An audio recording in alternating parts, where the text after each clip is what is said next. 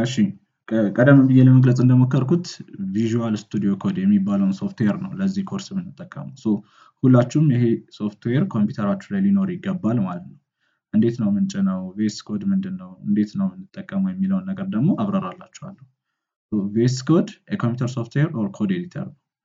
የተለያዩ የፕሮግራሚንግ ላንጉጆችን እንድንጽፍ የሚያስችለን ጽፈን ውጤቱን እንድናይ ራን እንድናረግ ጀስት ዲበግ እንድናረግ ኤረሮችን ዲቴክት እንድናረግ የሚረዳ ሶፍትዌር ነው ቪኤስ ኮድ ማለት። እዚሁ ስክሪን ላይ የምታዩት ሶፍትዌር ራሱ ቪኤስ ኮድ ነው። በዚህ መልኩ የተለያዩ ነገሮችን ለመስራት ይጠቅማል። ቅድም እንዳሳያችሁ የኤችቲኤምኤል ኮድ ጽፈን አይተናል። የሲኤስኤስ ኮድ ጽፈን አይተናል። ጃቫስክሪፕት ኮድ፣ የፓይተን፣ የሲ ፕላስ ፕላስ የተለያዩ የፕሮግራሚንግ ላንጉጆችን ሰፖርት የሚያደርግ በጣም ለአጠቃቀም ምቹ የሆነ ሶፍትዌር ነው ማለት ነው ቪኤስ ኮድ። እንዴት ነው የምትጭኑት የሚለውን በተመለከተ እዚሁ ኖት ላይ የዳውንሎድ ሊንክ አስቀምጬላችኋለሁ። በዚህ ሊንክ ስትገቡ የቪኤስ ኮድ ኦፊሻል ዌብሳይት ይመጣላችኋል ማለት ነው። እዛ ዌብሳይት ላይ የምትጠቀሙት ላፕቶፕ ዊንዶውስ ላፕቶፕ ከሆነ ወይም ኦፕሬቲንግ ሲስተም ዊንዶውስ ከሆነ እቺን ክሊክ በማድረግ ዳውንሎድ ማድረግ ትችላላችሁ። ማክ የምትጠቀሙ ልጆች ካላችሁ ደግሞ እንደዛው ለማክ ተብሎ የተሰራ የማክ እና የዊንዶውስ ሶፍትዌሮች ስለሚለያዩ ለማክ ተብሎ የተሰራውን እዚህ ጋር ክሊክ አድርጋችሁ ዳውንሎድ ማድረግ ትችላላችሁ ማለት ነው። ዳውንሎድ ካደረጋችሁት በኋላ ሌሎች ኦርዲናሪ ሶፍትዌሮችን እንደምንጭነው ጀስት በቀላሉ ኢንስታል ማድረግ ነው የሚጠበቅባችሁ። ራሱ ጋይድ ያደርጋችኋል። ኔክስት እያላችሁ የተለያዩ ነገሮችን እያስሞላችሁ ይሄዳል። ከዛ በኋላ ኢንስታል ማድረግ ነው። በጣም ቀላል ስለሆነ ይህንን ያን ያህል ዲቴይል አልገባበትም ማለት ነው። ኢንስታል ካደረጋችሁ በኋላ እንዴት ነው የምንጠቀመው ቪኤስ ኮድን የሚለው ነው ትልቁ ጥያቄ የሚሆነው ማለት ነው። ኢንስታል አድርጋችሁ ከጨረሳችሁ በኋላ ቪኤስ ኮድን ስትከፍቱት ይህን የሚመስል ዊንዶ ያመጣላችኋል ማለት ነው። ዌልካም ሜሴጅ እና የተለያዩ በተኖች አሉ፣ የተለያዩ ናቪጌሽን ሳይቶች አሉ ማለት ነው። ስራችንን የምንሰራው በዋናነት ፎልደር ውስጥ ነው። እንዴት ነው ፎልደር ቪኤስ ኮድ ውስጥ የምንከፍተው ካላችሁኝ በጣም ቀላሉ መንገድ ኮምፒውተራችሁ ላይ ሄዱና የምትፈልጉት ቦታ ላይ ፎልደር ክሬት ታደርጋላችሁ። የፈለጋችሁትን ስም ትሰጡታላችሁ። ከዛ በኋላ እቺን ፎልደር ይዛችሁ ድራግ ታደርጉትና ሄዳችሁ የተከፈተው የቪኤስ ኮድ ዊንዶው ላይ በዚህ መልኩ ድሮፕ ማድረግ ትችላላችሁ። በጣም ቀላል ነገር ነው ማለት ነው። የፈለጋችሁትን ፎልደር ከፍታችሁ ሰይማችሁ ድራግ ኤንድ ድሮፕ አፕሮች በመጠቀም በዚህ መልኩ ቁጭ ታደርጓታላችሁ። ያቺ የከፈትናት ኒው ፎልደር እዚህ ጋር እንደምታዩት መታለች ማለት ነው። ከዚህ በመቀጠል ፎልደር ከመክፈት ቀጥሎ ደግሞ በዋናነት የምንጠቀማቸው ሶስት ፋይሎች ናቸው። ሶስት ፋይሎች ወይም ሶስት ዶክመንት ታይፖች ናቸው በዚህ በሶስት ወር ኮርስ ውስጥ ማለት ነው። አንደኛው ኤችቲኤምኤል ነው። ለምሳሌ index.html the most important thing ዶት ብላችሁ ከዶት በኋላ የምትጽፏት ነገር ናት የፋይሉን ምንነት የሚወስነው ማለት ነው። እዚህ ጋር index.html ብዬ ክሬት አደርጋለሁ። የኤችቲኤምኤል ፋይሉ በዚህ መልኩ ክሬት ይደረግልኛል ማለት ነው። እዛው ተመልሳችሁ የፎልደሩ ስም ላይ የሚያመጣላችሁ አራት ኦፕሽኖች አሉ። እዚህ ውስጥ ለምሳሌ ኒው ፋይል የሚል አለ፣ ኒው ፎልደር የሚል አለ፣ ሪፍሬሽ ኤክስፕሎረር የሚል አለ፣ ኮላፕስ ፎልደርስ ኢን ኤክስፕሎረር የሚል አለ። በዋናነት የምትጠቀሙት እነዚህ ሁለቱን ነው፣ ኒው ፋይል ኤንድ ኒው ፎልደር። ፎልደራችሁ ውስጥ አዲስ ፎልደር መክፈት ልትፈልጉ ትችላላችሁ፣ ሰብ ፎልደር ማለት ነው። ወይም ደግሞ አዲስ ፋይል መክፈት ነው ልትፈልጉ የምትችሉት። ስለዚህ ኒው ፋይል የምትለዋን ጫንና የሲኤስኤስ ፋይል ደግሞ ልክፈት። ሲኤስኤስ ፋይል styles.css የሲኤስኤስ ኤክስቴንሽን .css በዚህ መልኩ በቀላሉ መክፈት ይቻላል ማለት ነው። ከዛ በመቀጠል ደግሞ ጃቫስክሪፕትን ላሳያችሁ። አሁን ኒው ፋይል እንልና script.js የጃቫስክሪፕት ፋይል ኤክስቴንሽኑ .js ነው እዚህ ጋር እንደምታዩት ማለት ነው። በዚህ መልኩ እነዚህን ፋይሎች መክፈት ትችላላችሁ። ቪኤስ ኮድን በቀላሉ መጠቀም ትችላላችሁ ማለት ነው። እንደነገርኳችሁ በዋናነት እነዚህ ሶስት ዶክመንቶች ላይ ነው የምንሽከረከረው በዚህ የሶስት ወር ኮርስ ውስጥ ማለት ነው።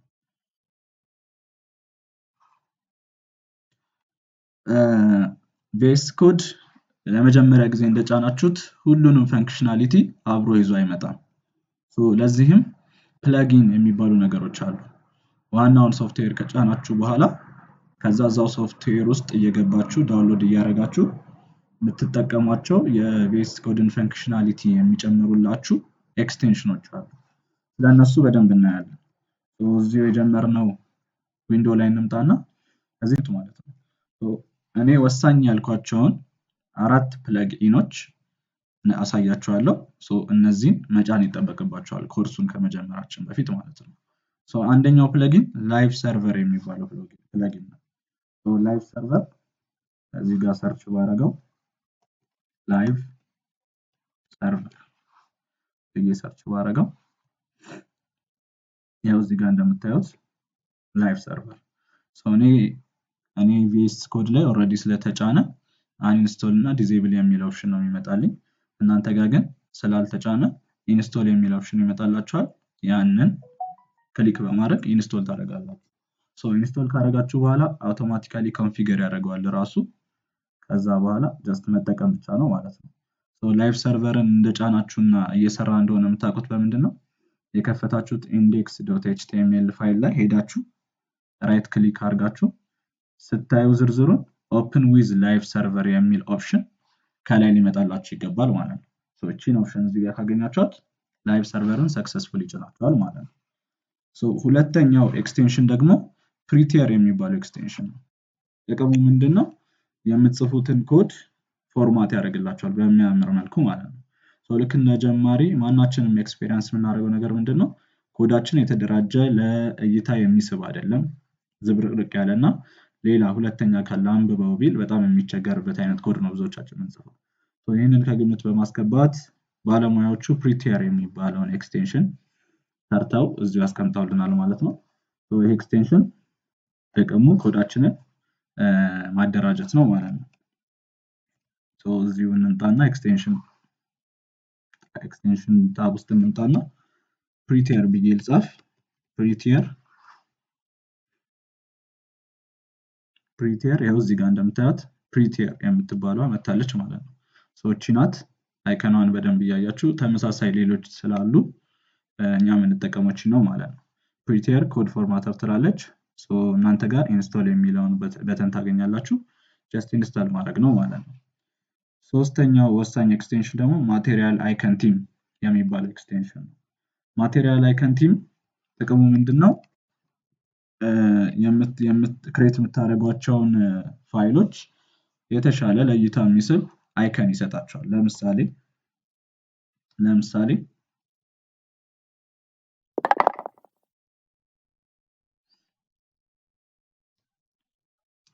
እዚህ ጋር እንደምታዩት የከፈትኩት HTML ፋይል አይከኑን አይታችሁት ከሆነ የኤችቲኤምኤልን አይከን ነው የሚጠቀመው። የሲኤስኤስ ፋይል እንደዛው አይከኑ ራሱን የቻለ አይከን አለው።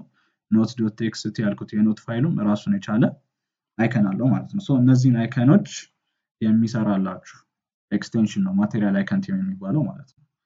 ብትተዉት ችግር የለም፣ ግን የተሻለ ከቪኤስ ኮድ ጋር የተሻለ ኤክስፔሪየንስ እንዲኖራችሁ ብትጠቀሙት ይመከራል ማለት ነው። ማቴሪያል አይከን ቲም ሰርች እናድርገው። ማቴሪያል አይከን ቲም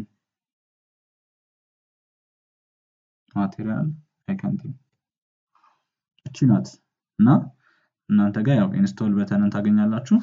ኢንስቶል ማድረግ ነው ማለት ነው። አራተኛው ወሳኝ የቪኤስ ኮድ ኤክስቴንሽን ደግሞ ኮድ ራነር የሚባለው ኤክስቴንሽን ነው። ኮድ ራነር የሚባለው ኤክስቴንሽን የጃቫስክሪፕት ኮድን ጽፋችሁ ኮድ ራነር ገብተን ሰርች እናድርገው። ኮድ ራነር አችሁትና ኮድ ራነር የምትባለው ዶት ራን የሚል ጽሁፍ ያላት አይከን አለው። እናንተ ጋር ኢንስቶል የሚል በተን ታገኛላችሁ። ያንን ኢንስቶል ማድረግ ነው። ኮድ ራነርን እንደጫናችሁ የምታውቁት በምንድን ነው? እዚች ጋር የፕሌይ ምልክት አለች እንደምታዩት። እናንተ ጋር ኖርማሊ ቪኤስ ኮድ እንደጫናችሁ ኮድ ራነርን ሳጭኑ በፊት ማለት ነው እቺ በተን የለችም። ኮድ ራነርን ስጭኑ ግን እቺ በተን መምጣት ይኖርባታል ማለት ነው። የዛኔ ኮድ ራነርን ሰክሰስፉሊ እንደጫናችሁ ማረጋገጥ ትችላላችሁ ማለት ነው። እነዚህ 4 ወሳኝ ኮርሳችን ላይ የሚያስፈልጉን የቪኤስ ኮድ ኤክስቴንሽኖች ናቸው ማለት ነው። ከኤክስቴንሽን በተጨማሪ ደግሞ እንደምታውቁት ማንኛውም ሶፍትዌር የራሱ ሴቲንጎች አሉት። ቪኤስ ኮድን ሴቲንጎቹን በተመለከተ አንዳንድ ነገሮች እናያለን ማለት ነው። ወደ 4 ዋና ዋና ሁሌም ዲል የምታደርጉበት ሴቲንጎች ናቸው ብዬ ያሰብኩትን መርጬላችኋለሁ። የመጀመሪያው ሴቲንግ ፎንት ሳይዝ የሚለው ነው። እዚህ ጋር የሴቲንግ በተን አለ። እዛ ውስጥ ስትገቡ እዚህ ጋር ይኸው ዝርዝር ያመጣላችኋል። ሴቲንግ የምትለዋን መርጣችሁ ትገቡና በዚህ መልኩ የሴቲንግ ኦፕሽን ይከፈታል ማለት ነው። ፎንት ሳይዝ እዚህ ጋር እንደምታዩት በቁጥር ነው የተቀመጠልን። የፈለግነውን የተመቸንን ፎንት ሳይዝ መምረጥ እንችላለን። ደቀቅ አድርጎ ማየት የሚፈልግ ሰው ወደ ለምሳሌ 24ን ወደ 14 ብቀይረው እዚህ ጋር እንደምታዩት በጣም አንሶ ይታያል ማለት ነው። ብዙዎቻችን ደግሞ ከፍ አድርገን ነው ማየት የምንፈልገው። ስለዚህ 24 የነበረውን ወደ 34 ባሳድገው እንደምታዩት በጣም ከፍ ብሎ ይታያል ማለት ነው። ስለዚህ የምትፈልጉትን ፎንት በዚህ ጋር መምረጥ ትችላላችሁ። ስታንዳርዱ ግን ወይም ደግሞ ዲፎልቱ 24 ነው ማለት ነው። ከዚህ በመቀጠል ከፎንት ሳይዝ በመቀጠል ደግሞ ፎርማት ኦን ሴቭ የምትለዋ ሴቲንግ ናት። በጣም ወሳኝ ሴቲንግ ማለት ነው። ፎርማት ኦን ሴቭ ቅድም ፕሪቲየር ብለን የጫነውን ኤክስቴንሽን አክቲቭ የምታደርግልን ሴቲንግ ናት። ልክ ሴቭ ስናደርግ የተበታተነውን ኮዳችንን ፎርማት የሚያደርግልን ሴቲንግ ነው ማለት ነው። ስሙ ራሱ የሚነግረን ፎርማት ኦን ሴቭ ነው። ባይ ዘ ታይም አይ ሴቭ ፎርማት አድርግልኝ ብሎ ፎርማት ኦን ሴቭ የሚባለውን ሴቲንግ ገብተን ቼክ እናደርገዋለን ማለት ነው። እንደምታዩት እዚች ጋር አለች። ሰዎችን ቼክ አንቼክ ማድረግ ትችላላችሁ ማለት ነው። ስለዚህ ቪኤስ ኮዳችሁን እንደከፈታችሁ እቺ ቼክ መደረጓን በደንብ ማረጋገጥ አለባችሁ ማለት ነው። ሶስተኛው ሴቲንግ ደግሞ አውቶ ሴቭ የሚባለው ሴቲንግ ነው። አውቶ ሴቭ ያው በጣም ወሳኝ ከሆኑ ሴቲንጎች ውስጥ አንዱ ነው። የሆነ ለውጥ ካደረግን በኋላ ኮዳችን ላይ የሆነ ያህል ከጻፍን ወይም ደግሞ ዲሌት ካደረግን ኤዲት ካደረግን በኋላ ሴቭ መደረግ ስላለበት እኛ ደግሞ ማኑዋሊ ሴቭ ማድረግ ልንረሳ ስለምንችል አውቶማቲካሊ ቪኤስ ኮድ የሰራነውን ነገር ሴቭ የሚያደርግበት ሴቲንግ ነው ማለት ነው። አፍተር ዲሌይ የሚባለውን ኦፕሽን ትመርጣላችሁ ማለት ነው። እዚህ ጋር አውቶ ሴቭ የሚል አለ። ድሮፕ ስታደርጉት የተለያዩ አማራጮች አሉ። ዲፎልቱ ኦፍ ነው። ያ ማለት ነው ሴቲንጉን ገብታችሁ ካላስተካከላችሁ በስተቀር ስራችሁን ከስር ሴቭ አያደርግላችሁ ማለት ነው። እናንተ ግን አፍተር ዲሌይ የምትለዋን ትመርጣላችሁ። ከተወሰነ ቆይታ በኋላ ኮዳችሁ ላይ የሆነ ነገር ከጻፋችሁ ወይ ከደለታችሁ የሆነ ነገር ከቀየራችሁ ከተወሰነ ቆይታ በኋላ በራሱ ያለውን ለውጥ ሴቭ ያደርግላችኋል ማለት ነው። አራተኛው ደግሞ ወርድ ራፕ የሚባለው ሴቲንግ ነው። ይህም ጥቅሙ ምንድነው?